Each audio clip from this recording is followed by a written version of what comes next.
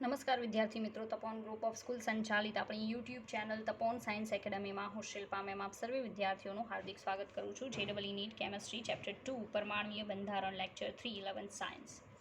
ચાલો, last video લેક્ચરની અંદર આપણે પરમાણ્વીય બંધારણવાળું ચેપ્ટર જે છે બરાબર છે, એ ચેપ્ટરની અંદર ઇલેક્ટ્રોન રચના જોઈ હતી. બરાબર, મતલબ ઇલેક્ટ્રોન રચના માટે આપણે જે એનર્જીના લેવલ છે બરાબર છે એની વાત કરી હતી.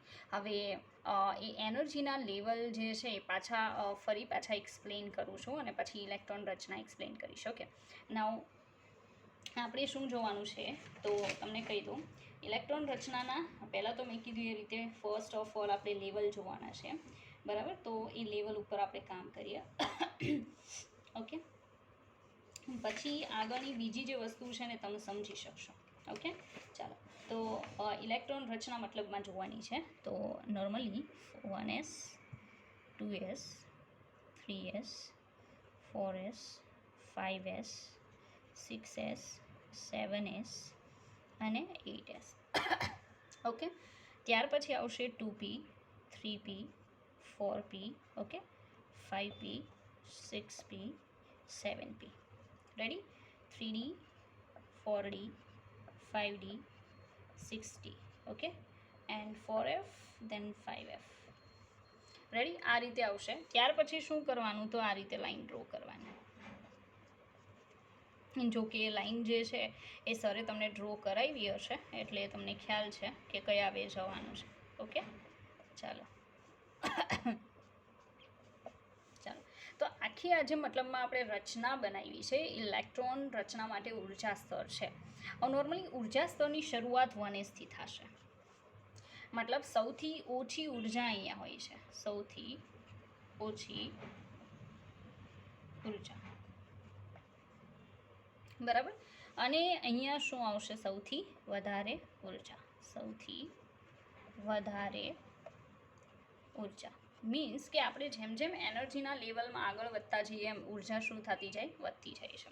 લાઈક 1s પછી અહીંયા ડાયરેક્ટ નહીં જવાનું, પાછું વળવાનું, પાછું વળીને પાછું આમાં જવાનું. એ જ રીતે અહીંયાથી પણ આ રીતે બેક કરવાનું, બેક કરીને આગળ જવાનું. ઓકે, એ જ રીતે અહીંયા આપણે જાશું, બધામાં સેમ કન્ડિશન. આ રીતે બેક કરવાનું ને પાછળ જવાનું. ઓકે, ચાલો, આ રીતે સમજાઈ ગયું? ચાલો, તો હું એક ઇલેક્ટ્રોન રચના તમને એક્સપ્લેન કરું છું. લાસ્ટ વિડીયો લેક્ચરમાં આઈ થિંક મેં તમને ઇલેક્ટ્રોન રચના એક્સપ્લેન કરી હશે, બરાબર છે, પણ અહીંયા ફરી પાછી ઇલેક્ટ્રોન રચના જે છે એ હું તમને એક્સપ્લેન કરીશ. ઓકે, ચાલો, માનો કે મારી પાસે સોડિયમ છે. સોડિયમનો પરમાણુ ક્રમાંક છે 11. બરાબર, તો ઇલેક્ટ્રોન રચના અહીંયાથી સ્ટાર્ટ થશે. મારે ટોટલ 11 ઇલેક્ટ્રોન ગોઠવવાના છે, ગમે એમ થાય. ઓકે, તો 1sમાં એસ કક્ષકમાં મેક્સિમમ કેટલા સમાય એ અહીંયા કહી દો. એસ કક્ષકમાં મેક્સિમમ 2 સમાય, પી કક્ષકમાં મેક્સિમમ 6 સમાય, ડી કક્ષકમાં મેક્સિમમ 10 સમાય અને એફ કક્ષકમાં મેક્સિમમ 14 ઇલેક્ટ્રોન સમાય.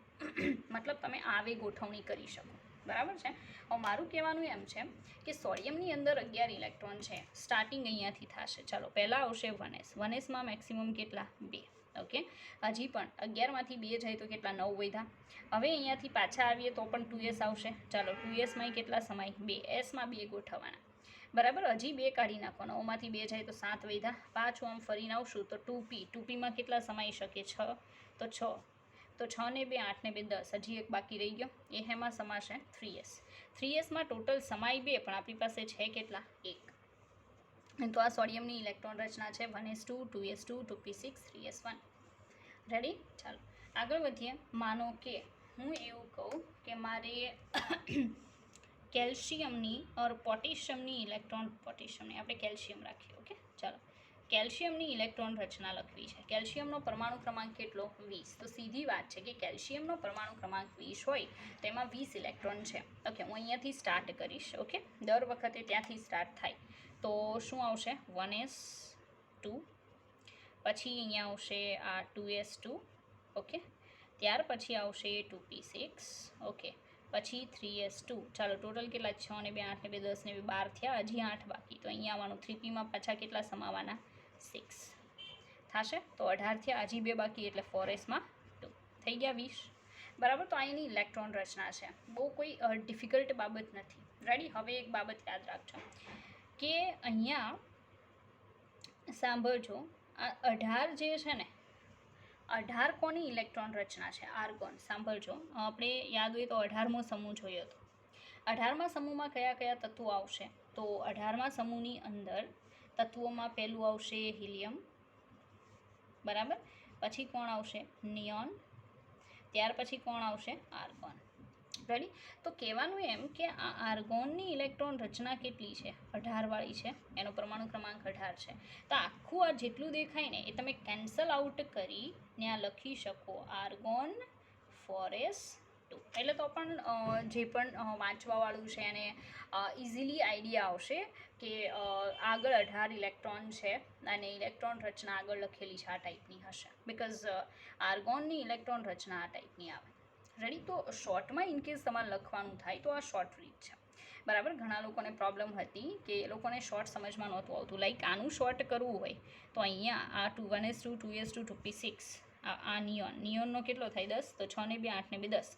તો 10 ઇલેક્ટ્રોન સુધીની આટલી જે રચના છે એને તમે શું લખી શકો? હિલિયમ, નિયોન, બરાબર. નિયોન લખી શકો અને છેલ્લે શું રહ્યું? 3s1. ઓકે. તો બહુ સિમ્પલ છે, it's not a difficult task, બરાબર છે. એકવાર તમે એને સમજી લેશો then it is very easy. Okay. ચલો, તો ફરી પાછું કે આ ઇલેક્ટ્રોન રચના માટેનું છે. ઓકે. દેન ઇલેક્ટ્રોન રચના લખવાની થાય તો અહીંયાથી સ્ટાર્ટ કરો. ઓકે. અને બસ બેક કરી અને પાછું આગળ જવાનું છે. આ બધા એનર્જીના લેયર્સ છે.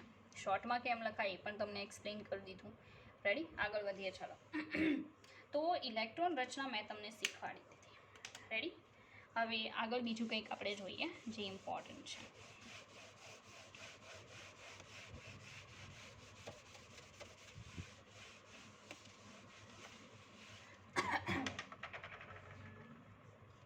ચાલો, તો ઇલેક્ટ્રોન રચના ફિનિશ થયા પછી મારે જે શીખવવાનું છે એ આઈ થિંક સ્પિન ક્વોન્ટમાંક, બરાબર. સોરી, સ્પિન ક્વોન્ટમાંક જે છે, બરાબર છે, એની આપણે વાત કરીએ તો પણ એ સમજાવી દો. ચાલો, સ્પિન ક્વોન્ટમાંક એસમાં આપણે એવું કીધું હતું કે નોર્મલી કાં તો +1/2 હોઈ શકે ઓર -1/2 હોઈ શકે. રેડી. હવે તમને એવો સવાલ પૂછે, સાંભળજો, કે we have nitrogen and atomic number of nitrogen is 7. It means there are 7 electrons in nitrogen. Okay. તો આપણે એની ઇલેક્ટ્રોન રચના લખીએ તો 1s2, ઓકે, 2s2, દેન 2p, 4 થયા ને, 3. રેડી. હવે નોર્મલી કન્ડિશન કેવી થશે? સાંભળજો. આ 1s એટલે એક કક્ષક, પછી 2s એટલે એક કક્ષક, અને 2p એટલે કેટલી કક્ષક આવે? ટોટલ 3 આવશે. હવે 1sમાં 2 ઇલેક્ટ્રોન, 2sમાં પણ 2 ઇલેક્ટ્રોન, પણ આ જે p છે એમાં ટોટલ કેટલા ઇલેક્ટ્રોન છે? 3 ઇલેક્ટ્રોન. દેન અહીંયા કેવી કન્ડિશન થાય? પહેલો ઇલેક્ટ્રોન છે એનું +1/2 હોય ને તો પાછળના ઇલેક્ટ્રોનનું -1/2, તો =0 થઈ ગયું, બરાબર. અહીંયા પણ સેમ કન્ડિશન, આગળનાનું +1/2, પાછળનાનું -1/2 શું થઈ જાય? 0. દેન આ બંનેનું 0 થાય, પણ આ પાછળનું જે છે, બરાબર છે, એનું +1/2, then +1/2, then +1/2. Okay. Now we have 1 and 1/2, total 1 and 1/2. S is equal to total કેટલું છે? 1 and 1/2 મીન્સ 1.5. ઓકે. તો એસ જે આપણને મળે છે ટોટલ એ 1.5 છે, બિકોઝ અહીંયા તો એકબીજાને નેગ્લેક્ટ કરે છે, બરાબર છે, એટલે ત્યાં 0 થઈ જાય છે, તો એનું કન્સિડર નહીં થાય, પણ આટલો જે પાર્ટ છે એનું કન્સિડર થઈને we have spin quantum number S is equal to 1.5 total. Okay. તો મતલબ આ રીતે તમે ગણતરી કરી શકો. ઓકે. તો આ મેં તમને એસ કઈ રીતે ફાઇન્ડ આઉટ કરી શકાય, ટોટલ એસ ઇનકેસ તમને પૂછવામાં આવે તો એ તમને શીખવાડ્યું. રેડી. આગળ જોઈએ. ચાલો, હવે તમારે જોવાનું છે કક્ષકોના આકાર. ફર્સ્ટ ઓફ ઓલ કક્ષકો જે છે, બરાબર છે, એના શેપ આપણે જોઈશું. ઓકે. ચાલો, તો કક્ષકોના આકાર.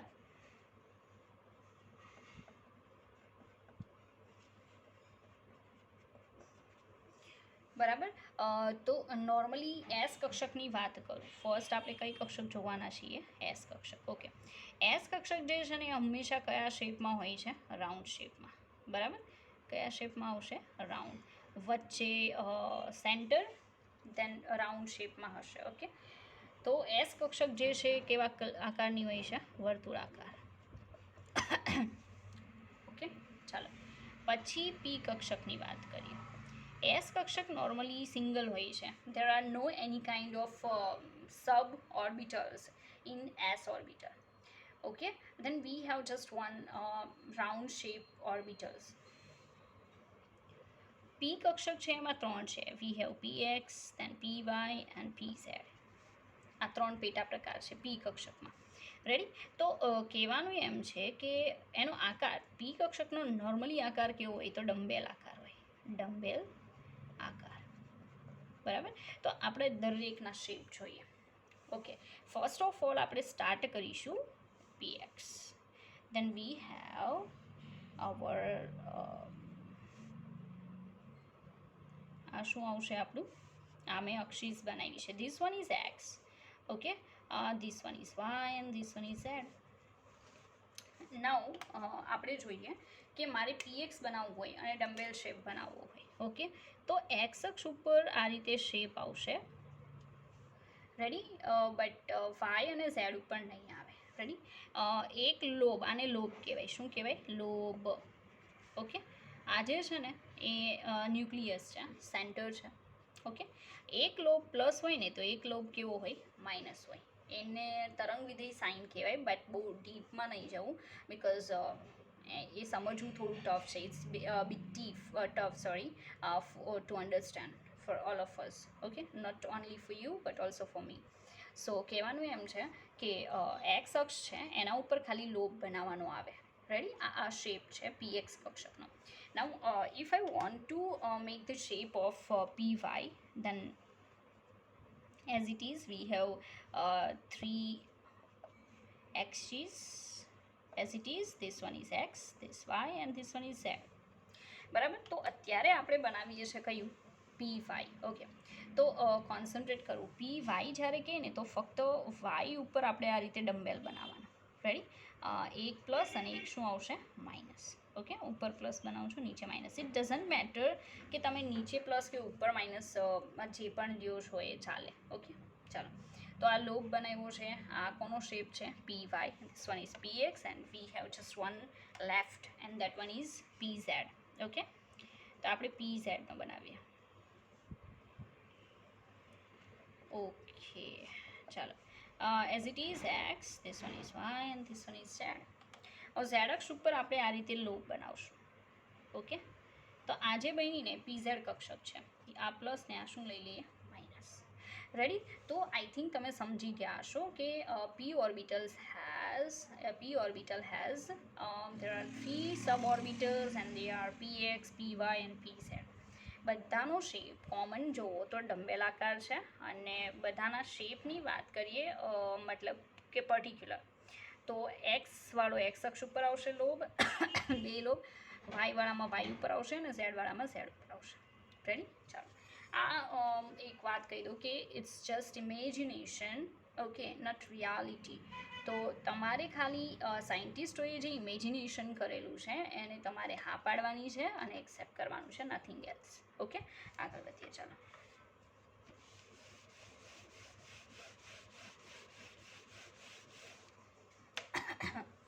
હવે ડી કક્ષકો.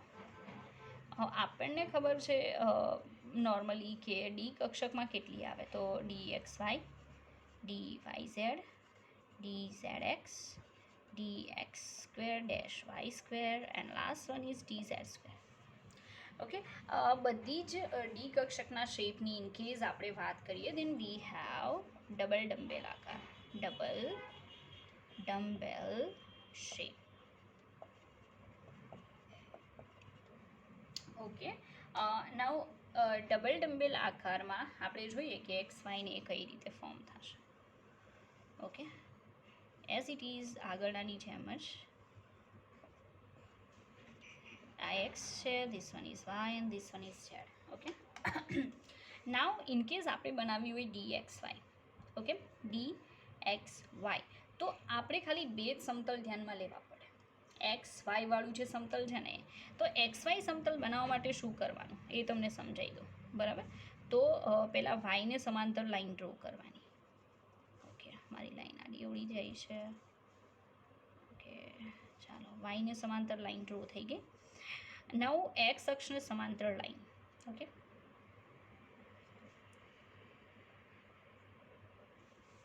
તો આ જે સમતલ બન્યું છે ને, તમારે આ જ સમતલમાં 4 લોબ બનાવવાના. આ જ સમતલમાં, કારણ કે ઝેડ અક્ષ છે ને એ આ જે સમતલ મીન્સ કે આપણું આ તમને દેખાય બરાબર બોર્ડ, એ બોર્ડનું સમતલ જે છે ને એ જ સમતલ અત્યારે આપણું એક્સ વાયનું છે. બિકોઝ બોર્ડમાં કેવું છે કે આ વાય છે અને આ એક્સ છે બરાબર. ઝેડ તો અંદર જાતી દિશામાં હશે, એટલે જો ઇનકેસ હું બનાવું બરાબર 4 લોબ, તો આ રીતે બનશે બરાબર. એટલે જે વાય અક્ષ છે એ વાય અક્ષ અંદર જાતી ડાયરેક્શનમાં આવશે. કઈ રીતે, તો ફરી પાછું કહું, આ તો રેડી છે. ઓકે, આને ચેન્જ કરવું પડશે. કઈ રીતે, તો અહીંયાથી હું આ રીતે લાઈન ડ્રો કરું બરાબર, અંદર જાતી ડાયરેક્શનમાં. ઓકે, અને અહીંયા તો એઝ ઇટ ઇઝ રેડી પાછળની ડાયરેક્શન.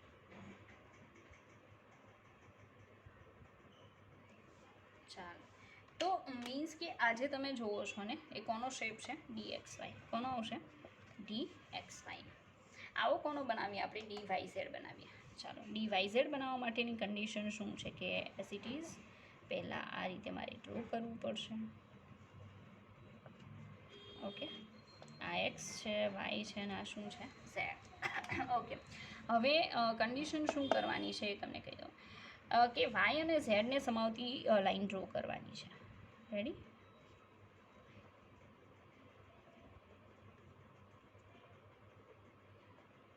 આ રીતે આવશે.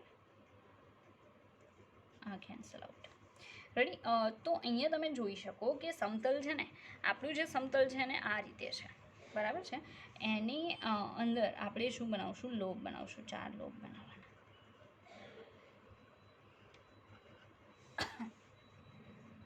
બરાબર, 4 લોબ બનાવવાના. જેમાં કન્ડિશન શું થાય કે આ જે છે ને બ્લુ બરાબર એક્ઝેક્ટ આમાંથી પાસ થઈને બહાર આવશે એવું આપણને દેખાય બરાબર. એટલે સેન્ટરમાંથી આ રીતે આપણે ડ્રો કરી શકીએ. ઓકે, ચાલો હવે આજે આપણે બનાવી છે ને એ કઈ આવશે, ડી વાય ઝેડ. એટલી તો તમને અલગ નહીં લાગે બરાબર છે, પણ હું સમતલ ડ્રો કરીને તમને બતાવું છું કે જેથી તમને ખબર પડે, અને કઈ અક્ષ અંદરથી પાસ થશે એ પણ બતાવું છું. ઓકે, તો આ 2 થઈ ગઈ. હવે ત્રીજીનો વારો. ઇનકેસ આ પ્લસ તો આ માઇનસ બરાબર છે. આ પ્લસ તો આ શું આવશે, minus. Same condition, plus minus minus plus. Okay, આ રીતે તમે નોર્મલી બનાવી શકો. ચાલો આગળ બીજી બનાવીએ, પછી પણ આપણી જે બાકી છે.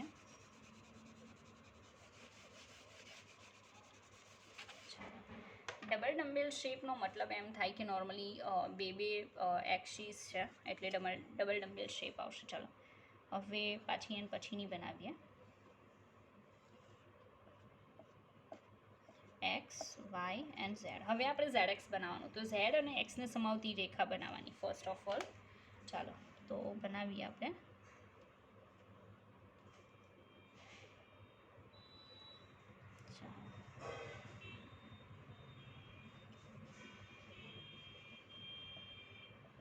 તો તમે જોઈ શકો આવું સમતલ બનશે. એમાંથી વાય અક્ષ આમ બહાર આવતી હશે ને એવી રીતે આવશે. ઓકે, ચાલો હવે એમાં આપણે આ રીતે લોબ બનાવવાના છે. ઓકે, હવે એમાં કઈ રીતે બતાવવાનું કે આ વાય અક્ષ જે છે ને એ વાય અક્ષ આમાંથી બહાર આવે છે એવી રીતે આપણે દર્શાવવાનું. ઓકે, ચાલો તો હવે એના લોબની વાત કરીએ તો લોબ જે છે એ plus minus minus plus. Okay, આ રીતે બતાવી શકો જે બતાવવું એ. તો આજે બનાવ્યું છે એ કયું છે, વાય ઝેડ. ઓકે, ચાલો હવે પછી આપણે બતાવશું D X square dash Y square. X Y Z. ચાલો એક્સ અક્ષ ઉપર બનાવવાનું, આમાં તો એક્સ અક્ષ ઉપર જ બનાવવાનું અને એક વાય ઉપર બનાવવાનું આ રીતે. રેડી, તો ઝેડ અક્ષ જે છે ને એમાંથી પસાર થતી બતાવવાની, મતલબ આમાં એન્ટર થતી અહીંયા સુધી અને અહીંયાથી પાસ થતી. ઓકે, તો આજે તમે જોવો છો એ કઈ આવશે, D X square Y square. Ready, plus minus plus minus. Okay, તો ઇટ્સ નોટ ડિફિકલ્ટ. તમે જોઈ શકો મોટાભાગની તમે સેમ જેવી લાગશે, એટલે મેં સમતલ બતાવેલા છે કે તમને ખ્યાલ આવે કે કઈ રીતે. ઓકે, ચાલો હવે છેલ્લી બાકી છે અને એ છે dz². ઓકે, એ આપણે બનાવીએ. ચાલો dz² ઇવન બનાવવી હોય તો આ રીતે બનશે.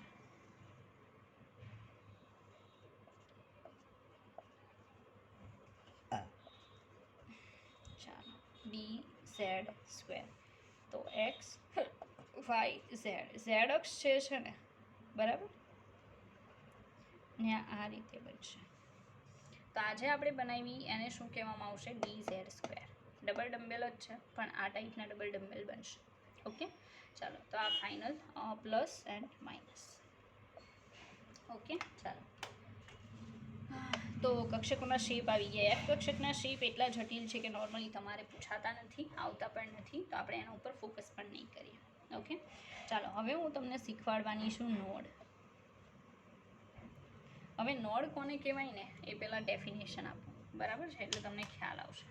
તો નોડની વ્યાખ્યા એમ કહી શકાય કે ઇલેક્ટ્રોન મળવાની સંભાવના શૂન્ય હોય તેવો વિસ્તાર. શું? ઇલેક્ટ્રોન મળવાની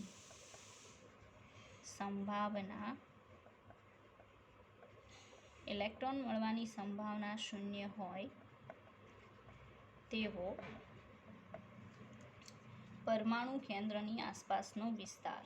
પરમાણુ કેન્દ્રની આસપાસનો વિસ્તાર, બરાબર. તો નોર્મલી એવું કહી શકાય કે માનો કે કોઈ પરમાણુ છે, એના સેન્ટરની આસપાસ આપણે ઇલેક્ટ્રોન બતાવીએ છીએ, તો કંઈ બધી જગ્યાએ ઇલેક્ટ્રોન છે એ ફરતા નહીં હોય, બરાબર છે. સેન્ટરની આસપાસનો અમુક એરિયો એવો હશે કે જ્યાં ઇલેક્ટ્રોન મળવાની સંભાવના કેવી હોય? શૂન્ય હોય. તો જ્યાં ઇલેક્ટ્રોન મળવાની સંભાવના 0 હોય, મતલબ ઇલેક્ટ્રોન મળી શકે તેમ ન હોય, એને શું કહેવાય? એને નોડ કહેવાય, બરાબર છે. ચાલો નોડ કઈ કઈ વસ્તુ હોઈ શકે તો પ્રોપર સાંભળજો, આ બધું તમારા ગુજરાત બોર્ડમાં નહીં હોય. નોડ છે કોઈ બિંદુ હોઈ શકે, બરાબર, કોઈ રેખા હોઈ શકે, કોઈ સપાટી હોઈ શકે और કોઈ સમતલ હોઈ શકે.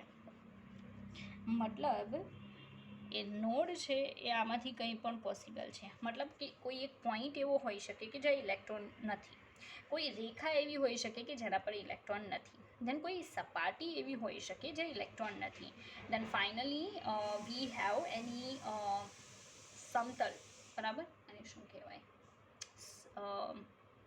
ભૂલાઈ ગયું. ચાલો સમતલ એવું હોઈ શકે કે જ્યાં ઇલેક્ટ્રોન નથી, બરાબર છે. તો એને બધાને શું કહેવાય? નોડ. રેડી, આગળ જઈએ. નોર્મલી કઈ કઈ વસ્તુને તમે નોડમાં કન્સિડર નહીં કરી શકો, બરાબર. તો પરમાણુ કેન્દ્ર અને પરમાણુ કેન્દ્રથી અંતરને નોડ ગણવામાં આવતા નથી, બરાબર. એટલે પરમાણુનું કેન્દ્ર, બરાબર, અને પરમાણુ કેન્દ્રથી અંતર નોડ ગણાતા નથી. આપણે એકને કન્સિડર કરશું, પરમાણુનું કેન્દ્ર નોડ ગણાતું નથી. રેડી, જે પરમાણુ જે એટમ્સ છે એના સેન્ટરને બિલકુલ તમે નોડ ના ગણાવી શકો, બિકોઝ ત્યાં તો ઇલેક્ટ્રોન એમ પણ નહીં હોવાનું, ત્યાં પ્રોટોન હશે, તો પોઝિટિવ ચાર્જ હશે. ઓકે, ચાલો હવે નોડની આપણે જે આટલી વાત કરી છે, બરાબર છે, તો એનું તમને વર્ગીકરણ શીખવાડી દો. રેડી, ચાલો મેં કીધું એમ ફોકસ કરવું, બિકોઝ ગુજરાત બોર્ડમાં ઇનકેસ હશે ને તો પણ આ રીતે તો નહીં જ હોય. ચાલો તો નોડ, બરાબર, નોડ જે છે ને એના મેઇન 2 ભાગ પડે છે. ફર્સ્ટ વન જે છે એને કહેવાય રેડિયલ નોડ અથવા વર્તુળાકાર નોડ. શું કહેવાય? રેડિયલ નોડ અથવા એને કહેવાય વર્તુળાકાર નોડ. અને સેકન્ડ જે છે એને કહેવાય કોણીય નોડ અથવા નોડલ સમતલ. કોણીય નોડ અથવા નોડલ સમતલ, બરાબર. તો there are 2 types of nodes we have.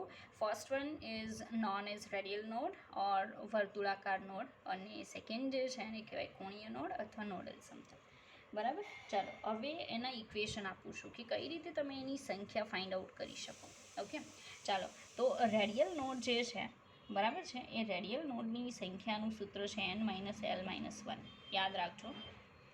અને કોણીય નોડ જે છે એની formula just l, not more than that. Okay, ચાલો. અને કુલ નોડ બરાબર શું થાય? રેડિયલ નોડ વત્તા કોણીય નોડ. રેડિયલ નોડ પ્લસ કોણીય નોડ, આ બંનેનો સરવાળો કરો ને એટલે તમને આખા પરમાણુમાં જેટલા પણ નોડ હોય ને એ બધા નોડની સંખ્યા મળી જાય. રેડી? અને એનું જે સૂત્ર છે, બરાબર છે, એ સૂત્ર n-l-1, એ તો આપણે આમાં જોઈ ગયા. એક l આવશે, બરાબર છે, અને કુલ નોડની સંખ્યા આવશે n, સ્મોલ n. એ તો આઈ ડોન્ટ થિંક સો કે પોસિબલ હોય. કાંઈ નહીં, ચાલો. એની ફોર્મ્યુલા આપણે પછી બનાવશું, બરાબર છે. આપણે ખાલી અહીંયા સુધી રાખશું. એનું રીઝન છે કે મારે આજે છે એને બહુ ડીપમાં લઈ જવું પડશે, બરાબર છે. તો તમે એટલીસ્ટ પહેલાં આટલું સમજો કે how many types of nodes okay are there in any atom. Okay, there are 2 types of nodes, radial node, વર્તુળાકાર નોડ, કોણીય નોડ, નોડલ સમતલ. બરાબર, આ ફોર્મ્યુલા રેડી છે જેનો આપણે યુઝ કરી હું ધીરે ધીરે તમને આખી શીખવાડીશ. બરાબર, ચાલો.